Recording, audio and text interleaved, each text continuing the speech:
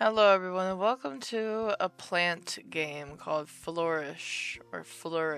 Let's go ahead and start reading the game about plant. Begonia or Echeveria. Angel wings, native to Mexico. Cat's claws. Feed nitrogen plant food for big lead. I'll do cat's claws. Echeveria. I guess you get to pick what plant you plant. Soft hands place you on a windowsill and turn you to face the room. A girl smiles at you. She has dark hair and dark eyes and a friendly smile. Joe, I'm heading out. Joe looks away from you and walks over to the girl struggling to close her backpack. Your car's here already? Abby, did you even pack? Yeah, says Abby, zipping up her overstuffed backpack with a final tug. Wait, no, my charger's in your room, can you? Wow, Abby, yeah. Joe runs into the other room. You hear boxes being pushed aside. Abby wanders over to the other side of the room, near you. She stares out the window for a moment. You have a really nice view, she calls. Yeah, yells Joe, voice muffled through the door. Where's your charger? No idea, Abby yells back. Her expression turns concern. You'll be alright with the unpacking, right? I can stay if you need. No, you can't, says Joe, walking back into the room. You'll get fired if you miss another day. You know that. She tosses a phone charger at Abby, who lets it bounce off her stomach and fall to the floor. So, I've been fired before, and I'll get fired again. Life be like that, says Abby, conclusively crossing her arms. It's fine. Thanks for your help with the move. You're my strongest friend, and I need your help carrying things. Abby flexes. Yeah, no problem. That's what friends are for, right? Oh wait, toothbrush. Joe sighs and runs back into the other room. You're not sure what to think yet. Abby stares out the window again. Why do I have to think anything of them? Then she looks at you. You'll take care of her, right? She says, smiling and poking one of your leaves. Oh, I am the plant. Take care of my friend. A car honks from the outside and Abby looks up. Joe, my car's here. Joe runs over and hands Abby a toothbrush. Thanks. I found it on the floor, so maybe buy a new one? They hug. It's a long, tight hug with a lot of rocking back and forth. You're gonna do great at the new job, okay? Says Abby into Joe's shoulder. I love you. I love you too. There's another honk and Abby pulls away. Okay. I'll see you, and don't kill this one, she adds, jabbing a finger at you. I mean, it's a good one. I won't. Joe stands there, staring, long after the door closes. After a moment, she looks down. She forgot her charger. Oh, I guess I'm watching the place for her? Forwards. What does that mean? Day 2. The windowsill is nice. Sunlight hits you in the morning, warming you deep to your roots. Mid-morning, Joe emerges from her bedroom and cracks open the window. The air is cool but not cold. It feels good. Joe spends the rest of the day unpacking. Cardboard boxes are stacked against the far wall. She takes them down one by one, carefully, and opens them up. You watch as she puts away kitchenware, decorations, toiletries, and books. Sometimes she disappears into her bedroom, where you hear more shuffling, more swearing. Around noon, you hear a buzzing noise. You hear muffled voices from the other room, and then Joe walks into the living room holding her phone. Her expression is strained. Yes, it's fine. She sits on the couch. I know, I won't. Yes, it's fine. The landlord said the lease was fine, even though I sent it in late. You notice her left hand squeezing the couch cushion. Abby left yesterday, and yes, I know. My first day is Monday. No, I haven't met them. They sounded nice over the phone, though. It'll be fine. She's silent for a moment, and you watch as she nods, a little tiredly. Yes, I will. I will take care of it. Thanks. Okay, yes. Okay, bye, Mom. Joe sets the phone down and then collapses on the couch. She goes back to her room, and you don't see or hear her for a long time. I wonder about Joe's family. In the evening, Joe emerges from her room and sits on the couch. She opens her laptop, which is covered with cat stickers. She keeps looking at you. You sit comfortably for a while, silent, but for the sound of Joe's typing, the gentle evening wind rustles your leaves. No, she says suddenly. She's glaring at her computer screen, offended beyond belief. Your package will arrive by Tuesday? She sighs and closes her laptop with more force than was probably necessary. She goes into her room and comes back out with a jacket and a backpack, keys jingling. She gives you one last worried look before she walks out the front door. It's dark out by the time Joe comes back. She's holding shopping bags. The first thing she does once she's inside is take a wrapped item out of one of the bags and carry it to the kitchen. You hear crinkling paper and running water. She walks over to you. She's holding a watering can. It is a very cute watering can. There you go, bud, she says, gently pouring water into your pot. You feel the soil cool and moisten. It's refreshing. She sets the watering can on the windowsill. Then she takes a wrapped burrito out of its bag, crumples the bag up, pitches it clear across the room, and goes to town on that burrito. You suck up some moisture from your roots. It's kind of like you're having dinner together. It's nice. Okay, forwards. Day 4. Joe wakes up early today. You listen as she showers and blasts pop music. She walks into the living room wearing a very professional-looking suit jacket with matching slacks. She sits at the table and eats an extremely healthy breakfast, oats and fresh fruit, while scrolling on her phone and bobbing her head to the music. Joe grabs her lunch from the fridge, packing it into her computer bag, then waters you. She gives the apartment a final glance, stainless steel travel mug in one hand, her computer bag on her shoulder, and then smiles and leaves the apartment. You hear the key turn, and her footsteps fade down the hall. The day goes on. Sunlight filters through the trees, warming her soil. Your leaves turn happily towards the light, and your roots take in the water. You feel healthy. I never checked flour, because I'm just going the forward route, I guess. Day 8. The house is quiet when Joe isn't home. After getting back from work, she usually goes straight to her room. You don't see her much. She seems tired. You know she could take care of herself. She forgot to water you today. You feel your leaves start to shrivel. The front door opens slowly and Joe enters. She tosses her keys in the general direction of the kitchen counter. She misses, and drops her bags on the floor. She sighs and stares up at the ceiling for a long time. She glances at you, sadly, like you're a reminder of something she'd rather not think about. She wanders into the kitchen, opening and closing cabinets with little aim. It's unclear what, if anything, she's looking for. Then she retreats into her room for the rest of the night. The apartment is quiet again. Never checked the flour. I'm not doing it. I'm gonna go forwards anyway. Day 10. Jo rushes out of the house this morning. She doesn't eat breakfast. She forgets to water you. Again. Time passes and you feel yourself withering, drying, shrieking. It hurts. When Jo comes home that night, she looks tired. She's been looking very tired recently, but today is different. She doesn't even make it to the couch before she starts crying. She lays down on the floor and curls up on her carpet.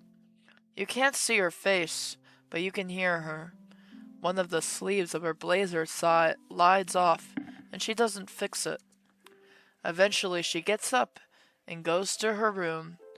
As she's walking, she turns to look out the window.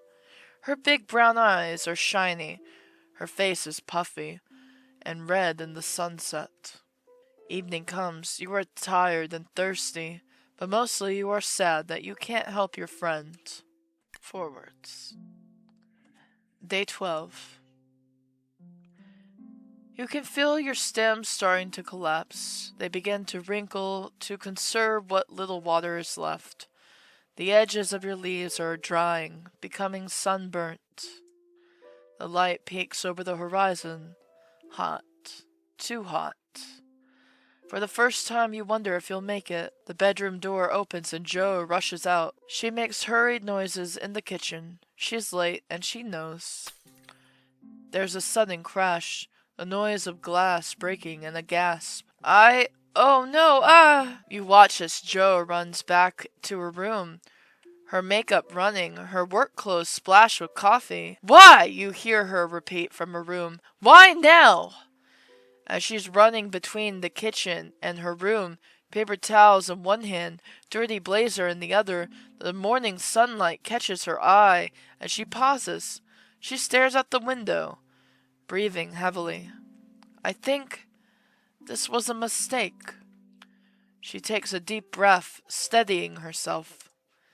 The moment passes, and she turns back to her room, tossing the wad of paper towel towards the kitchen. I don't have time for this. Future me can deal with it. You wonder when future Jo will get here, and how she'll feel about the multiple messes that present Jo has left for her to deal with. Jo leaves. You wish she could have opened the window a little. Even the dew from the morning air would be better than this. It would be something. The day passes as the ones before, quiet, still. The windowsill has gotten dusty. In the afternoon, the wind picks up and rips through the trees, causing the tree limbs to rustle and bang the window. Maybe it was a good thing. Maybe it was a good thing Jo didn't leave the window open after all. The sunset is beautiful, and then it's gone. And then it's late evening, and still Jo isn't home. She's never been out so late. All we can do is wait, 'cause why worry? And then suddenly, laughter. The door swings open. Two unfamiliar faces enter the apartment, followed by Jo. She's flushed and a little wobbly on her feet, but she's smiling. Wow, exclaims one of the strangers. Your apartment is so nice. Super lucky to find a one-bedroom in this neighborhood. Haha, yeah, yells Jo. Oh man, I'm drunk. You're okay, says the other person, helping Jo to the couch. She spots you in the windowsill and brightens. Oh, she exclaims, you have an Echeverria. Jo squints, taking a moment to process. Oh yeah! It was my gift from my friend from back home. She helped me move in and everything. She told me not to kill it, but, I'm bad at plants. What did you say its name was, Gabby? Gabby examines you with a critical eye. It's an Echeverria. It's good at photosynthesizing and creating oxygen. You know, for nicer air inside.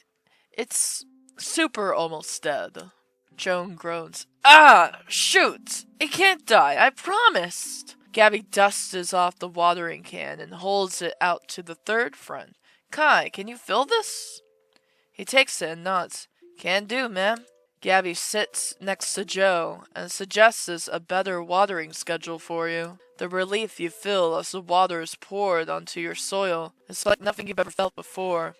You hope it's not too late. Gabby is our official plant queen, says Kai. She rescued all the poor plant friends in my apartment too. Rescued them? Rescued. She cured them. Jo turned to Gabby, tears welling in her eyes. Maybe it's the alcohol. Maybe it's stress from the move. Maybe it's everything. Oh, girl, says Gabby, wrapping an arm around Jo. Jo wipes her eyes, giggling and sniffling. It was really nice of you guys to ask me to hang out tonight. I've been having a hard time, like, everything's been pretty rough. I know I already said, but thanks for, Joe hesitates, for being my friends. Gabby and Kai, "Aw, in course. We're glad too," says Gabby. "We've been trying to figure out the best way to go about it." "Squad girls," yells Kai. You think maybe he's a bit drunk too. "It's like the Bachelor up in the office," says Gabby, nudging Joe. "Everyone wants to be friends with the cool new girl." "And we're winning!" yells Kai. They giggle. Kai gasps, "Okay, wait. What if... Go with me. What if you threw a housewarming party?" Joe rolls over on the couch. You think people would be into that?" "Yes," says Gabby, "you should do it. And you have such a nice apartment anyway." Joe thinks it's over for a moment and then nods. "Only if you guys come." Of course. You watch as they talk for a while longer. Joe looks happier than she's been in a long time. Seeing her happy makes you happy. On her way out, Gabby points at you. "Don't kill this one, okay? I'll take good care of you, if you take good care of it." Before she goes to bed, Joe bends down and touches your now dry leaves. "I'm sorry, bud. Don't die. Come on, we can do it." Forwards. Why do I say it every time? Day 15. Joe's been happier lately. She waters you each morning, carefully inspecting your leaves for signs of recovery. Today she ate some Greek yogurt with her coffee and stood at the window, taking in the morning sunlight. You feel healthier. Perhaps it was your brush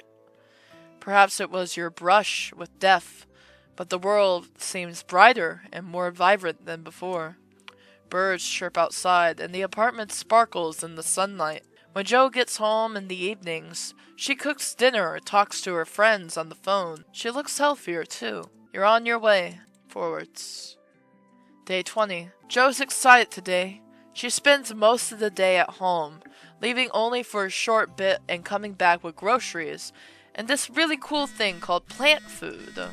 In the evening, Joe's phone rings. She answers it immediately. "Hi, Abby," she exclaims. "You get fired yet?" She laughs and shakes her head, falling backwards on the couch. "No, I have not. It's super alive. I'm feeding it plant food right now." She asked if I got fired, and now I'm telling her I'm feeding it plant food. Joe grins at you, like you're sharing a secret. "So yeah, about the, can you come over? Can you come?" "Yes, of course, I'm so excited." Joe laughs again. "I know, my work friends are actually pretty cool. I'm so excited for you guys to meet." You feel nourished. Is it the plant food, or is it because she's talking again? Either way, you find it comforting. Forwards. Day 25. Joe doesn't have work today, but she gets up early anyway. You can tell she's excited. Gabby and Kai show up around noon. "Party team!" yells Kai. They leave the apartment for a few hours and return with shopping bags from various stores. By evening, the apartment had reached maximum party. Streamers hang with the ceiling, balloons dust gently around the floor, and the fridge is stuffed with appetizers. Joe and her friends giggle their way through decorating. You realize you've never seen this many people in one place before. You're excited. Forwards. Day 26. Dawn breaks. The apartment fills with colorful light that dances off. Dawn breaks. The apartment fills with colorful light that dances off of the glittering party decorations. You feel something spark deep inside of you. You're not sure what it is. It's warm and buzzing. Joe dances out of her bedroom, half dressed with a toothbrush in her mouth and a phone in the other. "Pancakes!" she yells, to no one in particular. She docks her phone, still blasting pop music, and starts cooking. You smell cinnamon in the air, and the open window welcomes in birdsong and ambient neighborhood noises. Your leaves rise up to meet the sun. The evidence of your near-death experience is almost non-existent now, save for the crinkled ends on a couple larger leaves. Late morning, there's an aggressive knock on the door. Joe runs to open it. "Hello, best friend!" yells Abby, holding up a gift bag in one hand and a Mylar-shaped balloon in the shape of a dump truck that reads, "It's a boy," in another. "Hello, best friend!" Joe yells back. They hug. The dump truck floats to the ceiling as they both try to pick each other up, and both fail, falling on the floor laughing. The afternoon rolls around, and the first round of guests show up. You recognize Gabby and Kai. There are plenty of people you don't recognize, but they all seem to be having a good time. Music plays, dancing breaks out, people swarm the platters of garlic bread and melted brie cheese. A little ways in, Joe climbs onto a chair. "Hey everyone," she shouts, "I have an important announcement." Joe gestures to Abby. "This is Abby, my best friend from back home. The announcement is that she's very cool." Everyone cheers. Abby climbs onto the chair next to Joe, almost pushing her off. "Thank you, everyone. I also have an announcement." She holds up the bottle. "Shot! Shot! Shot! Shots!" Everyone agrees that this, too, is a very good announcement. Partying continues into the evening. The sun sets, and you can feel the last heat escape, and the chill of the night creep through the window. Someone walks over to the window and closes it quickly, much to your relief. In the middle of the heated debate about anime, you catch Abby's eyes. She gasps, her face brightening. "Oh my god, it's you, you're alive," she says to you. She's maybe yelling a little bit. It's fine. She rustles your leaves a little, then turns back to the party. With so many people around, you feel exhilarated. All the CO2 makes you feel as drunk as everyone else. You feel your leaves droop for the evening, and the last of its remaining partiers leave. Gabby, Kai, and Abby stay over. They crash on various soft surfaces. Except Gabby, who sleeps on the coffee table. You don't judge. Maybe a little. It's fine. Oh, there's the truck. With everyone asleep, Joe takes a long look up into the night sky. Her makeup is smudged. The stars are reflecting in her dark eyes. She's very pretty. Forwards. Day 27. You hear a slow groan from the bedroom, which is responded to from the living room by the 3 equal tired groans. "Why on earth did I drink so much?" says Joe, bracing herself against the door frame of her room. Abby's muffled voice comes from underneath the pillow. "Shh! Go back to sleep! I'm dying!" "You're not, and I can't," says Joe, rubbing her face. "I'm going to make coffee. You guys want some?" 3 tired but affirmative noises echo from the living room. Super. It's a beautiful day. The morning sun warms your leaves. You feel stronger than you have ever had before. Maybe it's time. Joe moves around the kitchen as the others slowly wake up and collect themselves, shedding blankets and deflated balloons. They're all sitting upright around the coffee table by the time Joe walks over with 3 mugs. Gabby takes one, covering her eyes. "Please, someone close the curtains." "Got you, babe," says Joe. She walks over to the window. She sees you. "Oh," she says quietly. "What? Oh my god," says Abby, tripping over the blanket in a rush effort to get closer. They gather around you. The flowers are small, but they're bright and strong, and you wear them proudly. Everyone is smiling. "Oh wow, it's super beautiful. I didn't know they did that." Abby throws her arm around Joe excitedly. "You did it! You're a real plant mom, dude! Look, dude! This plant loves you so much it gave you flowers." Everyone's looking at you, so nobody else notices that Joe is blinking back tears. She's smiling, though. You stand up a little straighter, just for her. Joe wipes her eyes and takes a deep breath. "So, breakfast?" Joe leaves the apartment, laughing, surrounded by friends. The morning sun will keep you warm until she gets back.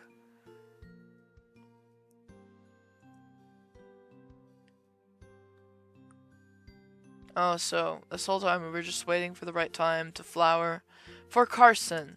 Credits.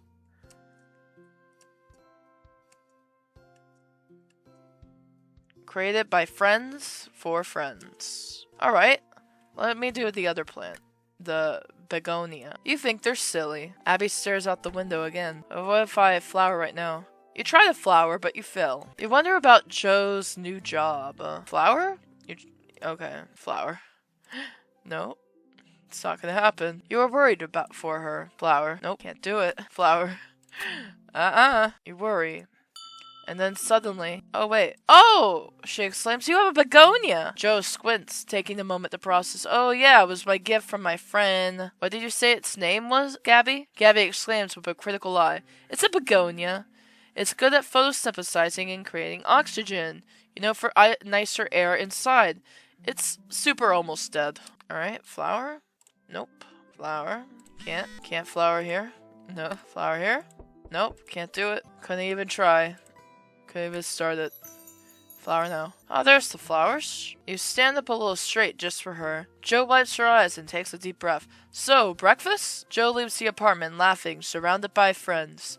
The morning sun will keep you warm until she gets back. I mean, not much has changed, but it's still a very sweet story, and I'm glad I got to read it. Interesting. It told the story from the perspective of the plant, which is very cool. I'm glad that we get so many perspectives on this channel. Thank you so much if you made it this far, and I hope you guys enjoyed this story like I did.